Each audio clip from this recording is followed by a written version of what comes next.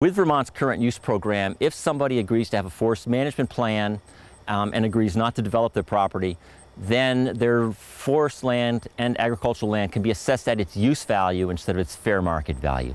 So it in effect lowers the property taxes. Landowners have a lot of great resources around here. One of the resources is the county foresters. That's what we do.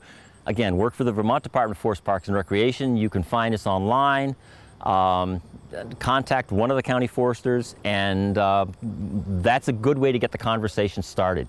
One of the things includes some best management practices that have been put together. Our department has worked with the Nature Conservancy and some others and have put this together. And it really sort of outlines some of the things that people should be thinking about as they're putting together forest management plans. These are things like getting at the populations when they're small. Making sure that equipment is perhaps scrubbed off a little bit. So logging equipment or earth moving equipment or tractors coming from one site that may have invasives on it, moving to another site that do not have invasives on it. They don't bring the seeds with them. Very important. Looking for it early so that you have some choices. That integrated pest management, that idea of if trying to figure out the best way to treat an individual infestation, whether it be small or large, and using whatever strategy is customized for that plant, that group of plants, and that particular part of forest. It's thinking about it in a broader scope other than bad plant, kill it. It's thinking ecosystem, here's a forest, we want it to continue to be a forest. We may not have to kill everything, but we can reduce the population enough so at least the native vegetation can compete. My wife and I were looking for a property to buy, and I was interested in starting a farm on it. At that time I had a full-time job at a magazine called Northern Woodlands, and which is very involved in forest management. And one of the editors of Northern Woodlands herself is a forester and has a forestry business. So as soon as we found this place, she said, "I'll come right over." So she came over and really introduced me to the idea of forest management and sort of the range of options, things that could be done. And she also wrote our very first management plan. And the CSA side is the largest part of the business, but that uses only about 20 acres. And altogether we own about 500 acres, so 480 odd acres are in forest.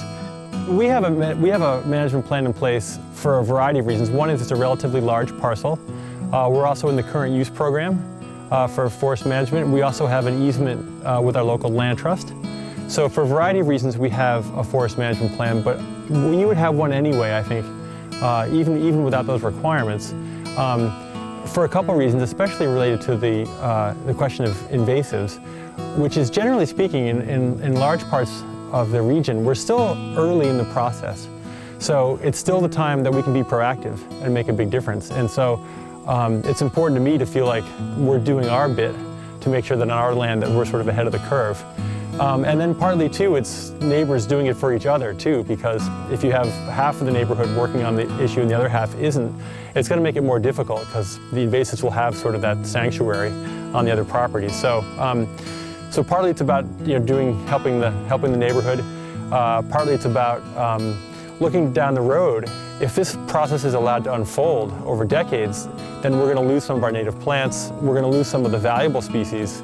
So it's also about the value for the future and trying to protect that so that 50, 100 years down the road, people can still come out into the woods and say, yes, this is a Vermont farm, this is a Vermont hillside, and not think this is just a thorny disaster, I can't see anything.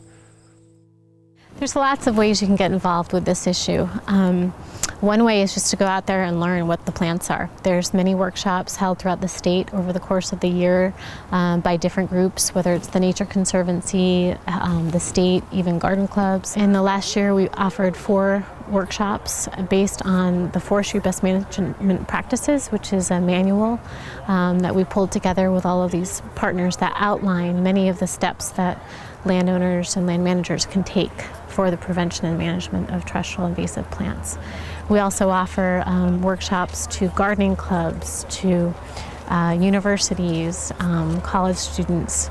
We have wonderful attendance by all kinds of groups who have asked us to come, or where we partner with them and offer workshops indoors in the middle of the winter, outdoors, often including a mapping component or an invasive pulling party. We often have anywhere from 5 to 50 people show up. So really good interest by the part of the public and willingness to learn more and get out there and get their hands dirty. So we're going to do a quickie on Maggie's ID skills, and if you guys want to chime in with what helps you see it from a distance or up close or whatever, throw them in, that's great. But so yeah, let's just go over here and let's show you what we're looking at and why we can tell what it is. It really becomes a community issue and a community effort, and it becomes, you know, you being informed and you being concerned and you talking to your neighbors. And I really feel like this is something that if you set your mind to it, you can do a good job with and actually make progress with. Exactly what you need to check the rivers in the area is that somebody knows what it looks like. Check, you all now know what it looks like. You're very good at IDing it now. And you can actually go out and say, spend some time on a river, either kayaking or walking the dog or visiting your friends or going swimming or whatever, finding it. And then the Nature Conservancy has the IMAP software up and running. It's all web-based. It's cloud-based citizen science. You basically sign on, you sign up for a password and a username, and then you can basically look at a Google map and say, oh, Barber Park Bridge, yeah, I know where that is, that's where we were. And you can find this spot on the map and just basically drop a pin that says, you know, hey, I found some new knotweed, someone should go look at it. And then I can see that, anybody on the Conservation Commission can see it, your neighbor can see it, you don't have to be official. It helps someone like me say, oh look, the Saxons River has 17 reported places where there's new knotweed. I should really get in touch with the Conservation Commissioners in the area and say, hey, have you guys got a workday scheduled? At which point, hopefully, they say something to me along the lines of, oh yeah, we're on that. We got one coming up in 3 days. We don't need you. And so hopefully what I'm going for is that everybody here who's not in an official or semi-official capacity reaches out to everybody here who's in an official or semi-official capacity and says, hey, here's my email. I want to know when there's a work day. And, you know, I will keep my eyes open and I will tell my friends, and when I find or see new stuff, I'll hop onto that website and I'll upload it. Really, you all don't need me necessarily to help you organize a work day or to help you deal with this problem. My role, my game that I'm trying to play is giving the tools and giving the information to do this work, and hopefully have you all at this point intrigued and interested and understanding enough of what the problem is and what the solution is to be willing to, you know, throw down a little, so to speak. After the flood, we came down right on this river to clean up, and we noticed, oh look, the Japanese knotweed is spreading. We're going to have 5 times as much. And the reason I like being outdoors, I like working with people, but mostly I want to see Vermont's fauna and flora have a chance of surviving, because the invasives are really aggressive and we're going to have to work with it. It's the new outdoor recreation. Look at that. It's a good way to be part of the outdoor world. And so it was nice to get educated and come to this. If you're somebody who cares about Vermont's woodlands or wildlife, if you like to eat maple syrup, if you like to take your kids outside and look at the plants or sit around and enjoy Vermont's butterflies, it's important to take care of invasive plants. Even if you don't own land, there's probably a park or a Nature Conservancy preserve or some other place that has invasive plants where you could help be part of the solution.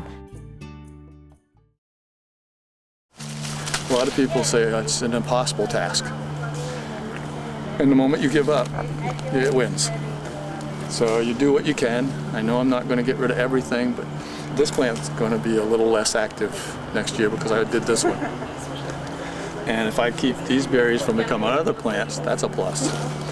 So it's a matter of don't overdo what you can do, but whatever you do is important. I everybody can play a role in preventing the spread of invasive species. A lot of the organizations in the area have those 4 bulleted things: check, clean, drain, and dry on all of their websites, and we scream it from the mountaintops, and we really hope that folks will realize that even if they're not directly on the lake, they could be doing things that could help facilitate the movement of species from one body of water to another. This is something that we care about, and this is something that we can do something about. It's just really an issue of getting the word out a little bit more and making people understand and feel like they can do something about it. If a landowner can train themselves, it doesn't take too much to sort of spot some of these, then they have the option of, just as they're casually going for a walk, pulling something up, hanging it up in the tree so that it dies. That just does a tremendous amount by reducing the seed source, and it just will knock that population down, keep it from spreading. Long-term, ecologically, it's a simpler, dumber system with invasives here than it is if we have our more complex natural ecosystems functioning. So I get that question about, is there still hope? And I also get the question of, well, doesn't nature just move things around all the time? We're moving things at such a rapid pace. When you can fly plants 3,000 miles and plant them right in a new place. That's not how birds move species over time, or waters move species over time. I like to suggest that we can be good stewards by helping Vermont woodlands, our waterways, our fields, take their own course and their own time to evolve as they would and should if we weren't such an influential player on the landscape.